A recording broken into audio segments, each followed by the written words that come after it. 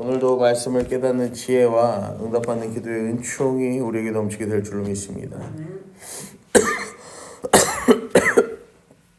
오늘 본문은 이렇게 시작합니다. 요셉이 그의 집 청지기에 명하여 이르되, 이 요셉이 지난 시간 이 자기의 형들과 동생을 만나게 됩니다.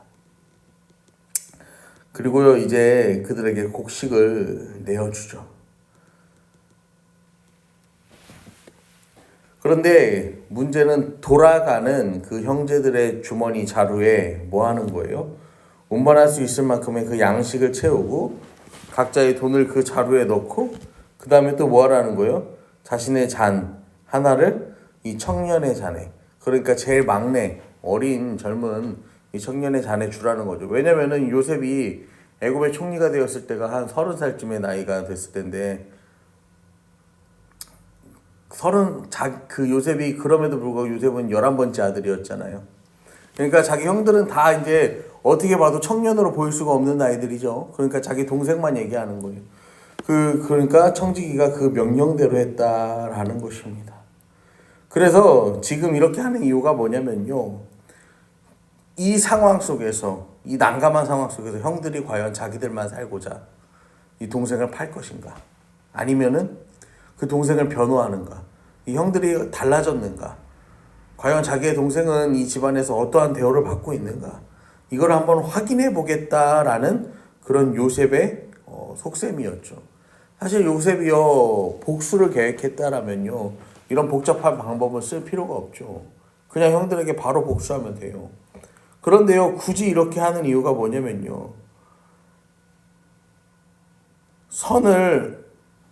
악한 것을 선으로 바꾸시고 자기의 삶 가운데 함께 하시며 인도하시는 그 하나님을요, 나의 하나님으로 고백해서 끝나는 것이 아니라 우리 형제들의 하나님, 이 가정, 이 집안의 하나님이 되게 하기 위해서요, 이 요셉은요, 그 준비의 과정을 쌓아가는 것입니다. 그래서 보시면은 4절 보시면은, 그들이 성읍에서 나가 멀리 가기 전에 요셉이 청지기에 이르되, 이제 가서 작전을 시행하라는 거죠. 내 주인이 가지고 마시며 늘 점치는 데 쓰는 그 은잔을 너희들이 훔쳐갔다니 어떻게 이럴 수가 있냐, 어떻게 선을 악으로 갚냐, 어떻게 이렇게 악하냐. 이제 청지기가 막 뭐 하는 거예요? 자기가 넣어놓고서 연기를 시작하는 거죠. 여러분, 사람들은요, 이 세상에 생명을 가지고 태어난 그 순간부터요, 하나님으로부터요, 많은 선한 것들을요, 받게 됩니다. 문제는요, 그것을 깨닫지 못한다라는 것이죠. 여러분, 요셉의 형들도 그래요. 자녀들을 대하는 아버지 야곱의 태도에 흠이 있긴 했지만요, 형들이 멀리 가 있어요. 형들이 멀리 가 있는데, 여러분, 거기에요, 자기가 사랑하는 아들 요셉을요, 홀로 보내는 거야. 여러분, 그게 쉬워요? 쉽지 않죠. 그리고 요셉은 그 말에 순종해서 형들에게 나아가요. 그러니까 표현의 방법이 조금 잘못됐을 뿐이지, 아버지도 그 다른 형제들을 사랑하지 않는 건 아니었고, 요셉도 그 형들을 사랑하지 않는 건 아니었던 거예요. 하지만 이 형들은 어떻게 했어요? 아버지의 사랑과 그 동생의 사랑과 선의를 뭘로 갚았어요?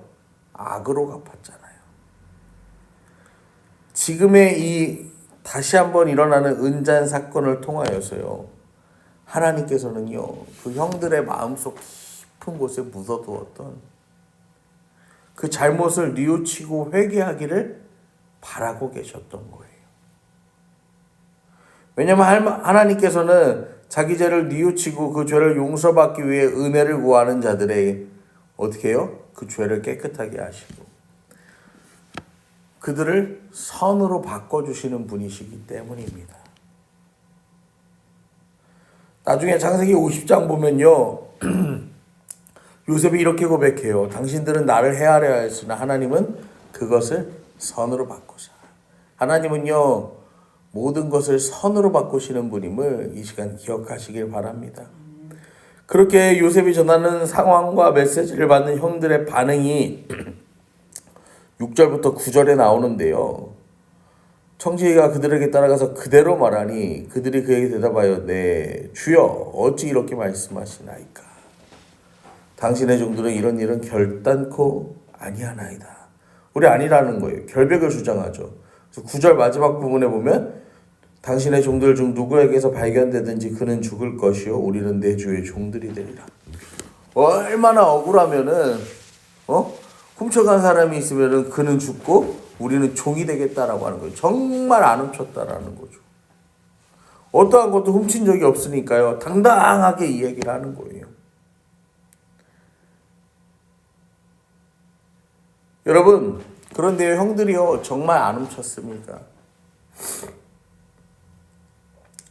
지금 이 상황만 놓고 보면요, 뭐 틀린 변명은 아니죠. 하지만 그 형들은 어떻게 했어요? 요셉의 은잔을 훔치지 않았지만 요셉의 색동옷을 훔쳤죠. 요셉의 가족을 훔쳤죠. 요셉의 인생과 시간을 훔쳤죠. 그 모든 것을 훔친 건 누구였어요? 요셉의 형들이었잖아요. 여러분, 우리가 지은 죄는요, 반드시요, 시간이 지나더라도요, 하나님 앞에 서서요, 모두 다 심판받게 됩니다.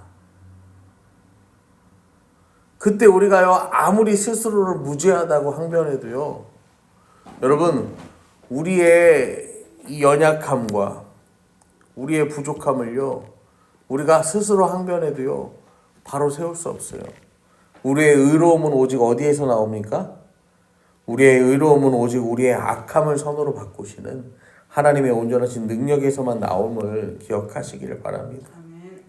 그러면서 10절에 그가 이르되 그러면 너희의 말과 같이 하리라.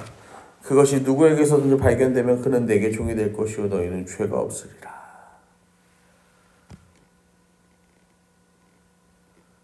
그리고 또 11절에 보니까 이제 자루를 풀어나가는 거야.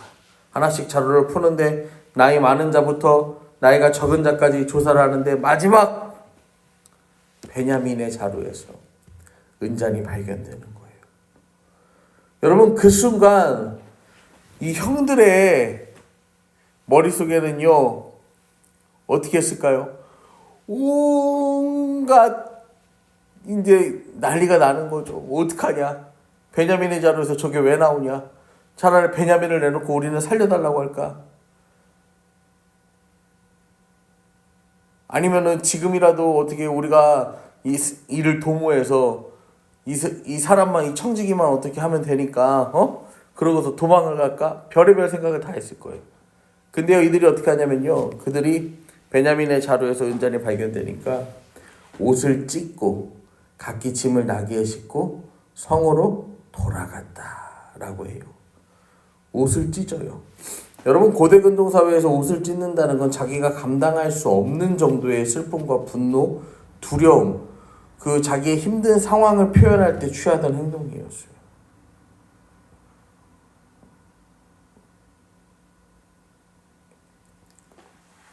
형들은요, 지금 그 순간에요, 자기의 옷을 찢으면서요, 자기들의 연약함과 무력함과 죄인됨을요, 고백하는 거예요. 자기의 인생에 있던 그 죄악의 실체를 발견하고서요, 이제 뭐 하는 거예요?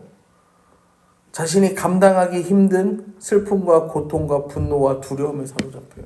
사도 바울이 그래서 로마서에서요, 오호라 나는 곤고한 사람이로다. 이 사망의 몸에서 누가 나를 건져내라. 그렇게 고백하는 이유가 여기에 있는 거예요. 이사야 6장 5절에서도요, 이사야가요, 이렇게 고백해요. 내가 말하여 이르되 화로다 나여 망하게 되었도다. 나의 입술이 부정한 사람이요 나의 입술이 부정한 백성 중에 거주하면서 만군의 여호와이신 왕을 배웠음이로다. 여러분, 하나님 앞에서요, 자기의 그 연약함과 부족함을 발견하면서요, 죄인됨을 고백하면서 뭐 하는 거예요? 옷을 찢는 거예요. 그렇게 14절에 보니까 유다와 그 형제들이 요셉의 집에 이르되 요셉이 아직 그곳에 있는지라. 여기서 다시 만나는 거죠. 여러분, 그런데요, 여기 성경을 보시면요, 이전까지는요, 그 요셉의 형제들을요, 그 사람들이라고 표현했어요. 근데 이제 다시 표현이 바뀌어요. 뭐라고 바뀝니까? 요셉, 유다와 그의 형제들. 그 사람들이 뭐가 되는 거예요? 요셉의 형제가 다시 되는 거예요. 관계의 회복이 시작되는 거예요. 왜요? 하나님 앞에 그 자기들의 죄를 고백했더니 관계의 회복이 점점 시작되는 거예요. 사랑하는 성도 여러분, 그러면서 16절에요, 유다가 이렇게 이야기해요. 유다가 말하되 우리가 내 주께 무슨 말을 하오리까? 무슨 설명을 하오리까? 우리가 어떻게 우리의 정직함을 나타내리까? 하나님이 종들의 죄악을 찾아내셨으니 우리와 이 잔이 발견된 자가 내 주의 노예가 되겠나이다. 요셉이 이르되 내가 결코 그리하지 아니하리라. 잔이 그 손에서 발견된 자만 내 종이 되고 너희는 평안히 너희 아버지께로 도로 올라갈 것이니라. 유다는 자기 죄를 고백할 줄 모르는 사람이었죠. 오히려 그 요셉의 사건 이후에 어떡합니까? 가나안 사람들과 더 가까이 어울리면서 아버지의 장막을 떠났던 사람이에요. 그런 유다가 이제는 뭐라고 합니까? 하나님이 자기들의 죄를 들추어내셨다라고 말하는 거예요.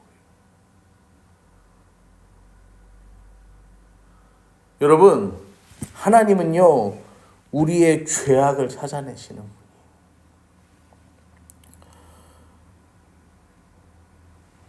그리고요, 죄악을 찾아내는 데서 그치는 것이 아니라 우리에게 이 죄악에 대해 물으십니다. 여러분, 그때 우리는 뭐 해야 될까요? 솔직하게 하나님 앞에 반응해야 하는 것입니다. 여러분, 재수가 없어서 내 죄악이요, 연약함이요 드러나는 게 아니에요. 하나님이 그것을 비추셨기 때문에 우리의 죄악과 연약함이 드러나는 거예요. 여러분, 오늘도요, 우리가요, 이 하나님의 은혜의 해 앞에서요, 살아갈 때 하나님이 우리의 죄악을 들추어내세요. 우리의 연약함과 부족함을 들추어내세요. 여러분, 그럼 우린 뭐 해야 될까요? 하나님 이거 왜 들추고 그럽니까? 덮어버려야 돼요? 아니면 더 깊은 어둠 속으로 우리는 한 발 물러나야 합니까? 아니죠. 우리가 가야 할 그 길은 어디에 있습니까? 하나님의 기쁨과 능력 안으로, 생명과 위로의 자리로 다시 한 발 앞으로 나아가야 하는 것이 우리의 삶의 모습입니다. 여러분, 오늘도요, 하나님께서 우리의 죄악을 비추어 가실 때 여러분, 죄악을 덮어버리고 물러나는 삶이 아니라 오히려 한 발 더 나아감으로 주님의 은혜의 앞에서 우리의 주홍과도 같은 이제가 말갛게 되는 은혜의 날들이 되기를 축복합니다.